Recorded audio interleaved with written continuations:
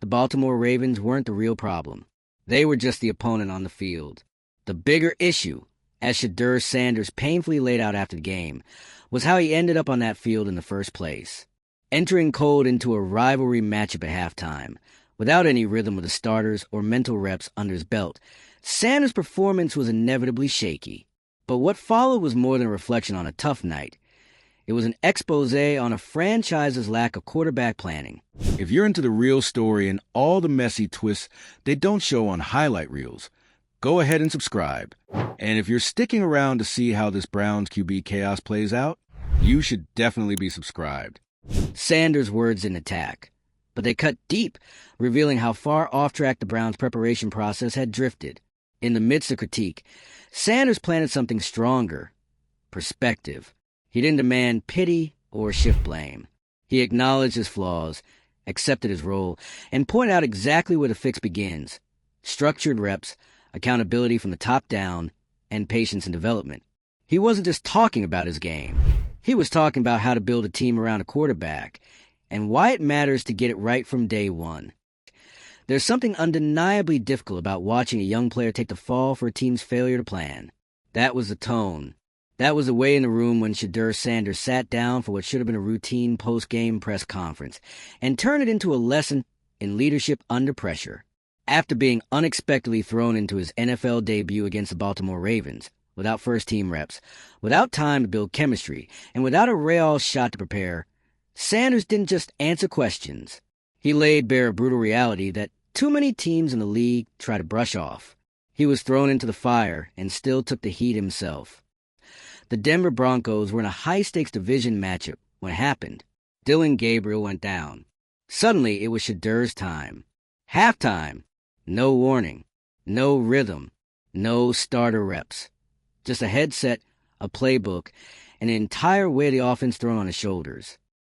That's not how it's supposed to work, not at the professional level. In theory, backup quarterbacks are always a play away from stepping in. But what that phrase ignores is a preparation gap. How can a player be expected to run a high-speed, high-risk offense when they've been relegated to scout team duty all week? It doesn't make sense. And yet, that's exactly what Sanders was asked to do. And when things inevitably went wrong, when the offense stalled, when the timing was off, when the ball didn't move like it should, he didn't blame the system. He didn't name names. He didn't even dodge responsibility. He stood there and owned it. He admitted the performance wasn't what he wanted. He said point blank that it wasn't good enough. He talked about the mistakes he made, about how much sharper he needs to be, and still, in the middle of that, he made it clear quarterbacks can't function in a vacuum. They need reps. They need chemistry. They need structure. And without those things, the odds are stacked against them before the ball is ever snapped. The Broncos didn't give him any of those things. They gave him a spotlight and no rehearsal. And when the lights came on, they expected a finished performance. That's what made his press conference so striking. Not just what he said, but how he said it. Calm, measured, honest. A young quarterback facing a room full of reporters after a messy debut and choosing not to spin, not to deflect, but to reflect. He spoke with maturity beyond his years. He broke down what failed. He acknowledged his role in it. He didn't try to shift blame, but he didn't protect the system either. Because at the end of the day, how do you develop quarterbacks if you're not actually preparing them? That was the real question behind his words. And he's right. The game isn't just about talent. It's about timing, communication, precision, and that only comes with reps, real ones, with the guys you're expected to win games with. Without those, you're throwing darts blindfolded. Every missed throw in that game wasn't just a misfire. It was a breakdown in preparation, a symptom of the larger issue. Shedeur Sanders was asked to perform at a level he was never equipped for that week. And still, he took full responsibility. That level of accountability is rare, especially in a league where excuses are currency and press conferences often double as damage control. But Shedeur didn't try to protect an image. He told the truth. He didn't run from the moment. He faced it. And in doing so, he revealed something far more important than raw skill: leadership. Leadership that shows up after adversity. Leadership that owns mistakes and points out systemic issues without throwing anyone under the bus. Leadership that says, yes, I struggled, but here's why, and here's how I'm going to fix it. And that's exactly what he did. He talked about the importance of timing, about needing reps with the starting receivers, about the difference between knowing the playbook and executing it with players you've never really played alongside. He broke it down like a coach, not a rookie, and through it all, he remained focused on improvement. That's what makes this debut stand out. Not because it was perfect, but because it wasn't, and yet still revealed the qualities of someone built for this level. Someone who understands that growth doesn't come from a clean start. It comes from handling the ugly parts with composure. And let's not gloss over what else his comment exposed. The organization's approach to quarterback preparation was, frankly, careless. You don't wait for an injury to decide whether your backup is ready. You prepare for it. You make sure your second guy has seen reps, has worked with starters, has at least some feel for what the game will demand of him. That didn't happen, and it showed. And yet, Shedeur didn't slam the coaching staff. He didn't throw teammates under the bus. He praised the opportunity, thanked the organization, expressed his appreciation for being trusted in the moment. That says everything about his mindset. He's not here for drama. He's here to develop, to earn it the right way. And now, that opportunity might come sooner than anyone thought. If Dillon Gabriel remains out, Shedeur could start again next week. But this time, the expectations will be different. Not because he's suddenly more experienced, but because now the team knows what they need to do. Give him the reps, the rhythm, the structure, the real opportunity to prepare. Because now there's no excuse. Everyone saw what happens when you throw a young quarterback in cold. And everyone saw how that quarterback handled it, with honesty, gratitude, and clarity. He didn't crack. He didn't deflect. He absorbed the moment and turned it into something useful. That's how you know he's got what it takes. Shedeur. The tools are there, the football IQ, the processing speed, the arm talent. But what makes him different is what happened off the field, the way he handled the press, the way he acknowledged the failures, the way he framed the loss as fuel for growth instead of something to hide from. That's how you build a franchise quarterback. You don't just look for the guy who can make the deep throw. You look for the one who knows what to say after the interception, the one who doesn't need to be coddled, the one who doesn't hide behind PR spin, the one who faces it. And that's exactly what Shedeur did. The fans felt it. You could see it in the way people rallied around him. Online, at the stadium. It wasn't about stats. It was about seeing someone who respects a game enough to take it seriously, even when it turns against him. That humility, that resilience, it builds trust. And that trust, that's what builds culture. Now the question becomes, will the Broncos meet him there? Because Shedeur Sanders has already shown he's ready to put in the work, ready to grow, ready to lead. But if the team continues to overlook preparation, to treat backup development as an afterthought, they're not just wasting talent. They're undermining their own future. And this is the moment, not just for him, but for the franchise. Do they stick to the same flawed process, or do they learn from what just happened? Do they build a system that nurtures potential, or let another young quarterback slip through the cracks? That's what's at stake here. Shedeur gave them the blueprint. He spelled out clearly. And now the team has a chance to respond, not with words, but with actions. Real practice reps, real chemistry, real investment in his development. That's what it's going to take. Because Shedeur Sanders has already proven he can handle adversity. Now it's time to see if the organization can handle accountability. Let us know what you think. Was Shedeur set up to fail, or did this debut prove he's got the right mindset for the league? Should Denver give him the start again, and more importantly, the prep he's asking for? Drop your thoughts below. Like if you respect how he handled himself in the worst situation possible. Share this if you think NFL teams need to stop failing their backup quarterbacks. And make sure you're subscribed, because the Shedeur Sanders story isn't over. It's just beginning. You can feel the silence in that press room. Not the uncomfortable kind. The kind that comes after someone drops a truth so sharp, no one wants to be the first to move. That's what Shedeur Sanders did. He didn't raise his voice. He didn't cry. He didn't even look angry. But what he said hit harder than any dramatic outburst. Because it wasn't just about his rough NFL debut. It was about what led to it, and how easily it could have been avoided. The NFL demands performance. Always has.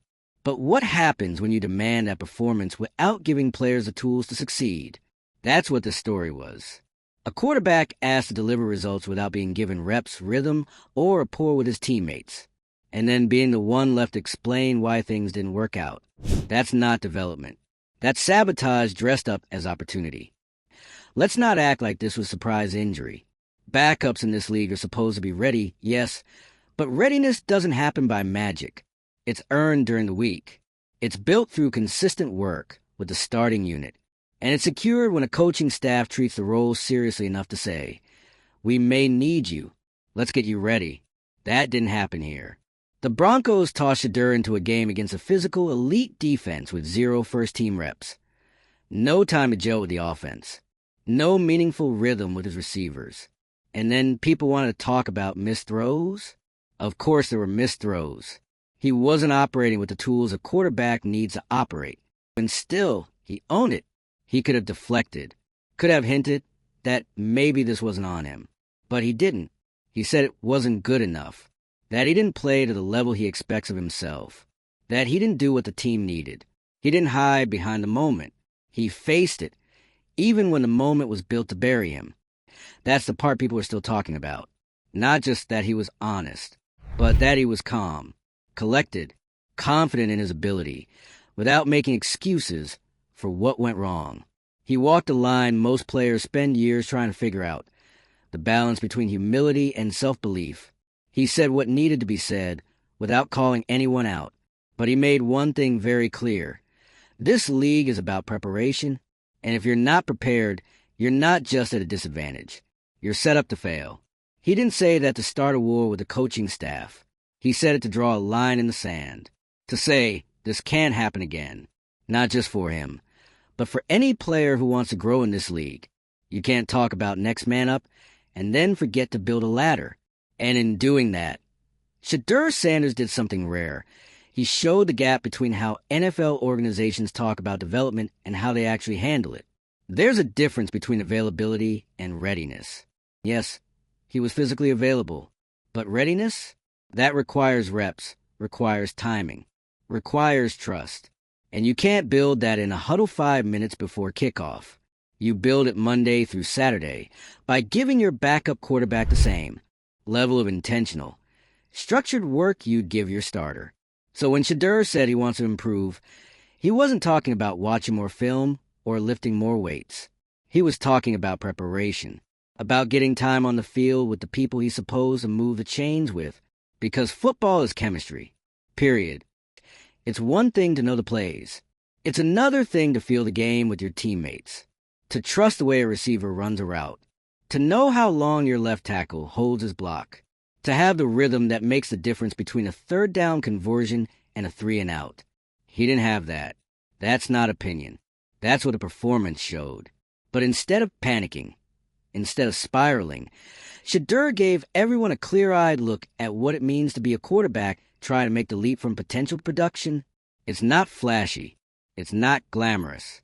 It's reps, repetition, and consistency. That's what he asked for, not special treatment. Just a chance to build the things that allow a quarterback to lead.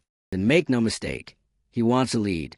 Even after a game that could have shattered his confidence, he said what no one else in the room seemed ready to, that with real preparation, he believes he can elevate the team, not just survive. Elevate.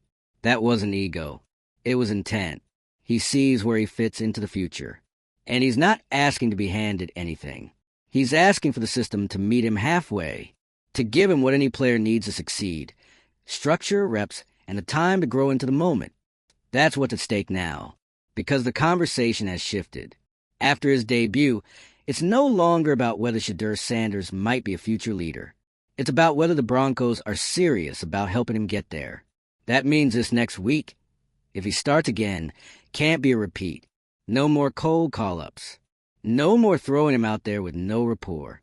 This time, he needs to work with the starters, with the play caller, with a full install, because now there are no surprises.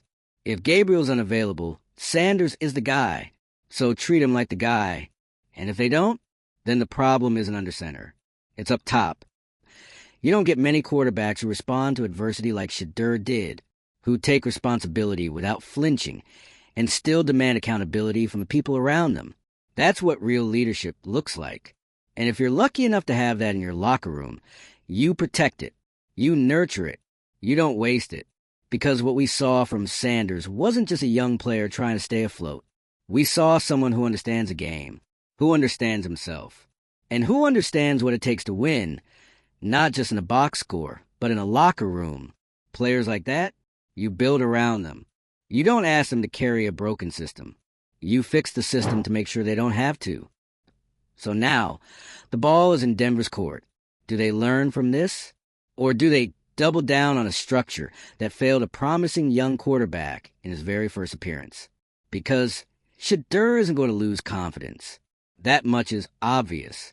He knows the work it takes. He knows the difference between a fluke and a fixable problem. He's not afraid of the adversity. If anything, he's using it as fuel. He said it best. Setbacks are part of growth. But growth only happens if the environment allows it. And now that the cracks in the system have been exposed, there's no turning back. Everyone saw what happened. Everyone heard what he said. And now there's one question left. Will the Broncos evolve, or will they waste what they've got? Because what they've got is rare.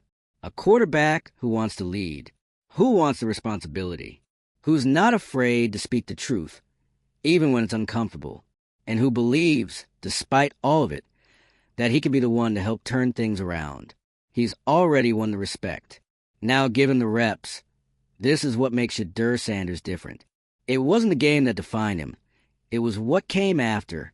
When most young players would have been rattled, rattling off vague cliches or looking for a scapegoat, Shedeur sat there steady, reflective, and unshaken. That alone said everything. He didn't pretend the game went well. It didn't. He didn't dance around the fact that he was thrown in unprepared. He acknowledged it without even needing to say the word unfair. And most importantly, he didn't crumble under the weight of the moment. He leaned into it. And the subtext? It was louder than the sound bites. Give me the work. Give me the reps. I'll handle the rest. That's what he was really saying between the lines. And it's why his post-game comments felt less like damage control and more like a direct message to his coaches, teammates, and the front office. Because yes, the box score was forgettable, but his approach, unforgettable. This wasn't just about a young quarterback learning to cope with adversity. This was about calling out a broken system without needing to throw anyone under the bus. This was about accountability, real accountability, where he didn't just accept his role in the loss, but also pointed out the missing parts of the process that got him there. He wasn't angry. He wasn't dramatic. But he made it clear what happened wasn't just about performance. It was about preparation. It's a message teams around the league should be paying attention to. You can't expect excellence from players you set up to fail. You can't demand rhythm from someone who hasn't practiced with a band. You can't tell a quarterback he's a play away, then leave him on an island during the week. But the most impressive thing? Shedeur Sanders didn't use any of this as an excuse. He made it a learning moment, a platform to show who he is, not just as an athlete, but as a professional. He knows what's missing. He knows what's needed, and he's asking for it the right way. He's not demanding the starting job. He's demanding the opportunity to be ready when it's his time again. And if that doesn't scream franchise mindset, what does? There are players who wait for the game to slow down for them. And then there are the rare few who process the chaos in real time and still manage to lead through it. That's what this press conference was. A leadership moment disguised as a post-game breakdown. And now, the pressure isn't on Shedeur. It's on the Broncos. They've been put on notice, not just by fans or analysts, but by the player himself, the guy they threw into the fire and who came out not burned, but clear-eyed and focused. Because Shedeur didn't just take a hit on the field. He took a hit publicly. And instead of retreating into silence, he came out and showed everyone watching that he's built for the long haul. This is what growth looks like. It's not always pretty. It's not always fair.